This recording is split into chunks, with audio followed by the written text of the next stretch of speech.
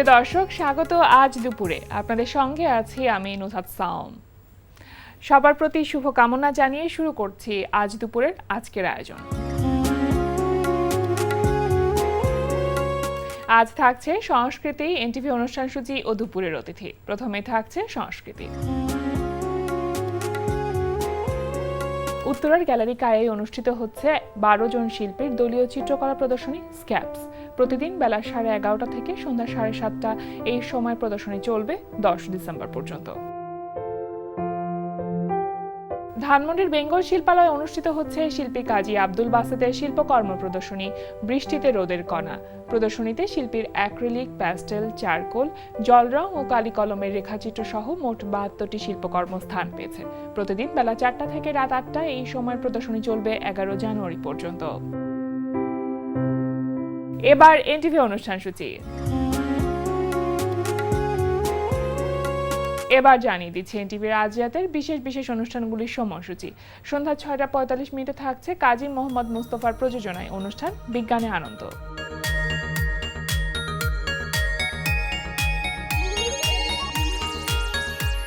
রাত 8:20 থাকছে আলামিন স্বপনের রচনায় তাইফুর জাহান আশিকের পরিচালনায় ধারাবাহিক নাটক ফাউল। তালুকদার বাড়ির মেয়ের সাথে যদি কেউ ঘুরতে না যাইতো তাহলে মাসুদের সাহস হইতো না আমার বাড়ির সামনে আসার। ঠিক আছে, কারো যাওয়া লাগবো না, যেহেতু প্রেম আমি করছি আমিই যাবো। আই খবরদার, গিয়া কোনো ঝামেলা পাকাবি না। তোকে রাখছি কি আমি ঝামেলা পাকানোর জন্য? হ্যাঁ, চুপ করে এখানে দাঁড়ায় থাকবি। যা ব্যবস্থা নেওয়ার আমি নিব, একটাও নড়বি না। আপনার পোশাক আশাক দেখে কিন্তু আপনার তালুকদার বংশের লোক মনে হয় না আব্বা, আপনার মনে হয় যে আপনি ফকির বংশের লোক।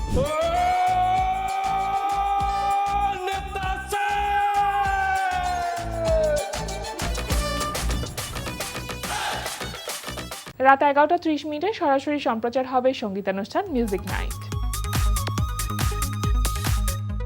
এই ছিল এনটিভির আজ রাতের বিশেষ বিশেষ অনুষ্ঠানগুলির সময়সূচি। এবার দুপুরের অতিথি। প্রিয় দর্শক, আমাদের আজ দুপুরের অতিথি অভিনেতা ও নাট্য নির্দেশক দীপক সুমন। শুভ দুপুর ভাইয়া। শুভ দুপুর। কেমন আছেন? ভালো। এখন মনে হয় বেশ ভালো আছেন না? হ্যাঁ, ভালো আছি। থিয়েটার, সিনেমা এসব নিয়ে তো কাজের মধ্যে আছি। শিল্পকলা যেটা হচ্ছে একজন মঞ্চ নাট্যকর্মীর জন্য সব থেকে প্রাণের জায়গা, আবেগের জায়গা, আত্মার সাথে সম্পর্কিত একটা জায়গা, সেই জায়গায় দীর্ঘ 8 বছর পর ফিরছেন। নিঃসন্দেহে ভালো থাকাটা খুব স্বাভাবিক। ফেরাটা তো দারুণ মানে এক্সাইটিং। আমরা মানে এখনো তো আগামী কয়েকদিন পরে ঘটতে যাবে সেই ঘটনা। এক্সাইটমেন্টের মধ্যে আছে পুরো দল, সবাই। আগামী কয়েকদিন পর না, আগামীকালই আগামীকাল কণ্ঠনালীতে সূর্য। এর আগে তো অন্যান্য জায়গাতে এই প্রদর্শনী হয়েছে, কণ্ঠনালীতে সূর্য আপনারা মঞ্চায়ন করেছেন, কিন্তু শিল্পকলায় যেহেতু এতগুলো বছর পর কণ্ঠনালীতে সূর্য আপনার নির্দেশিত এবং একই সাথে আপনার অভিনীত নাটক, নিঃসন্দেহে অনেক বেশি ভালো লাগছে, এক্সাইটমেন্টও অনেক বেশি।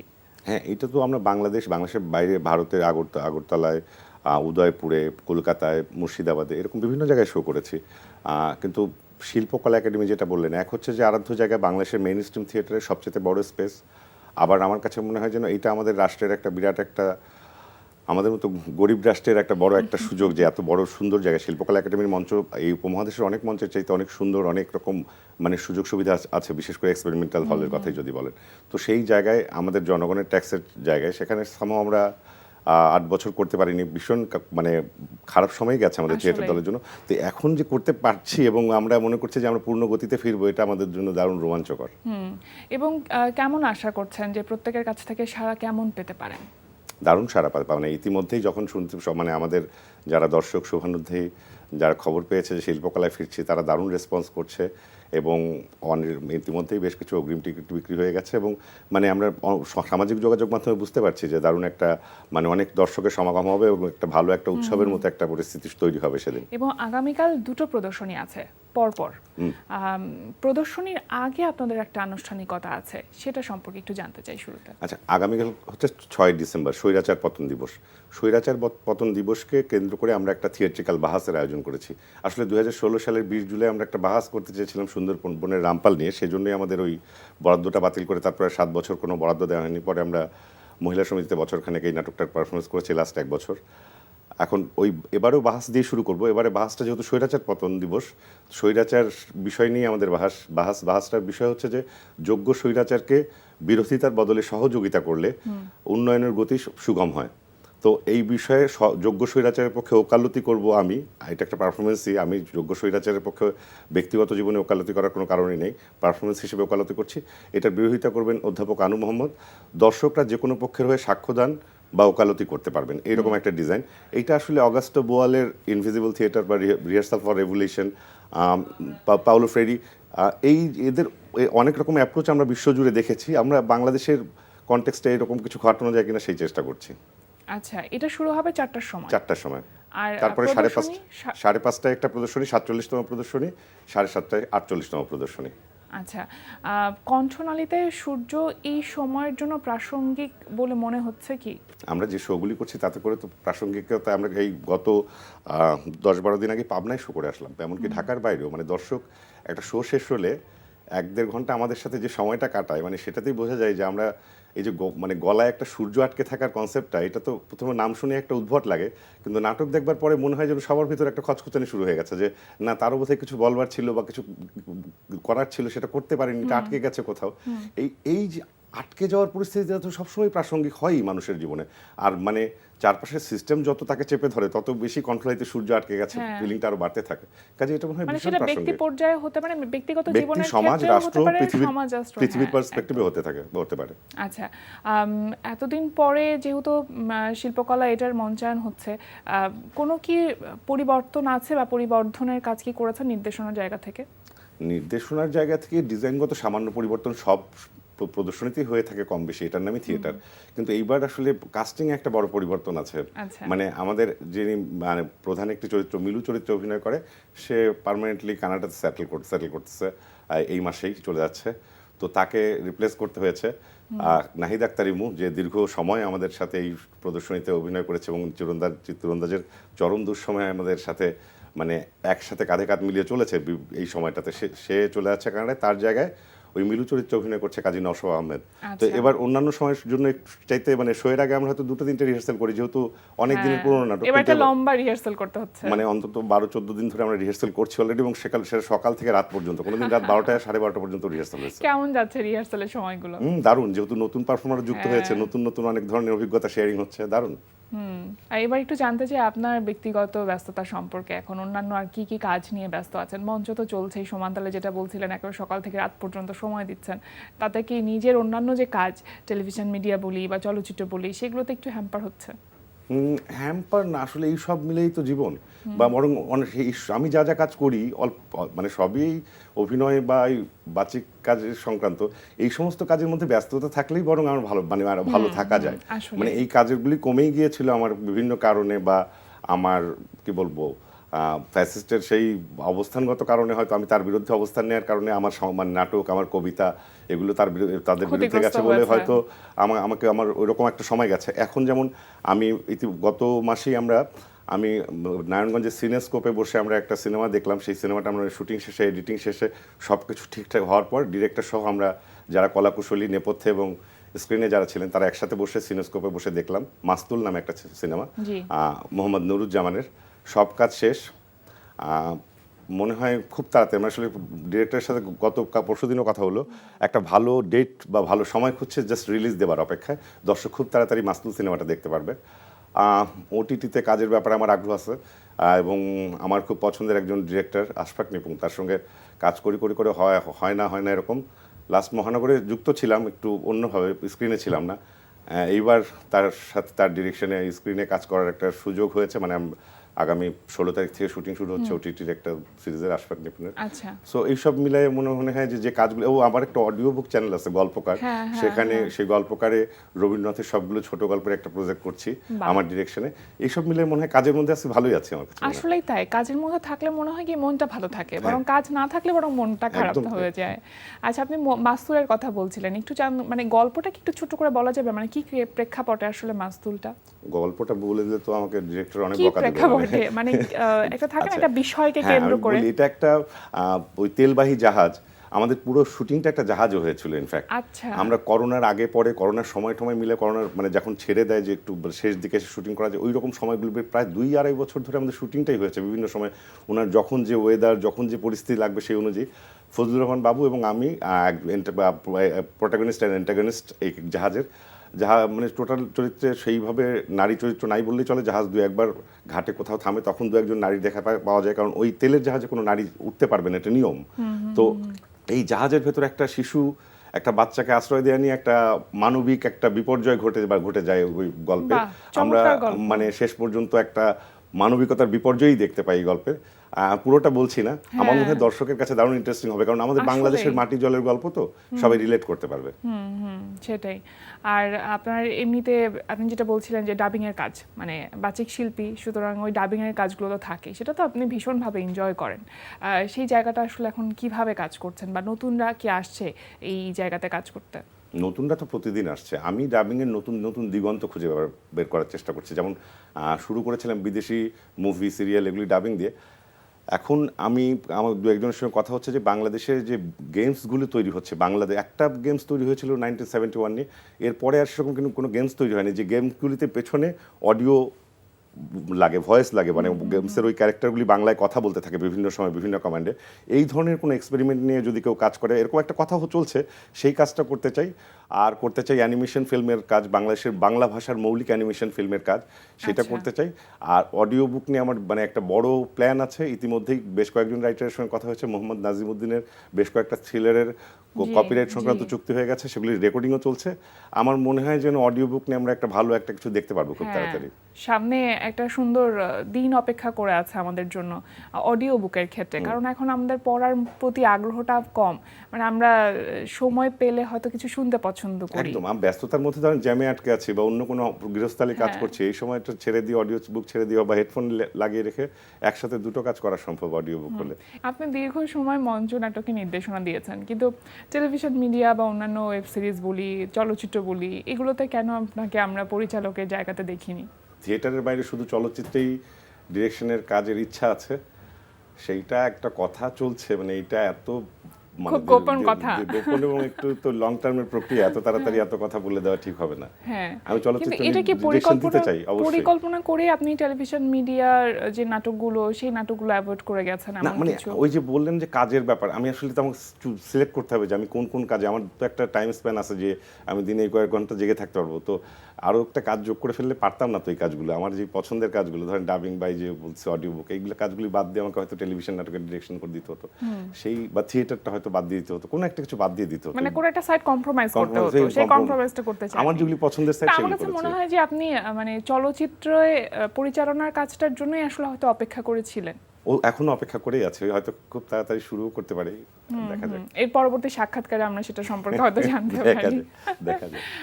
ডিসেম্বর মাস চলছে, বিজয়ের মাস। একটি কবিতা আসলে আপনার কাছ থেকে না শুনলেই না, শুনি একটি কবিতা।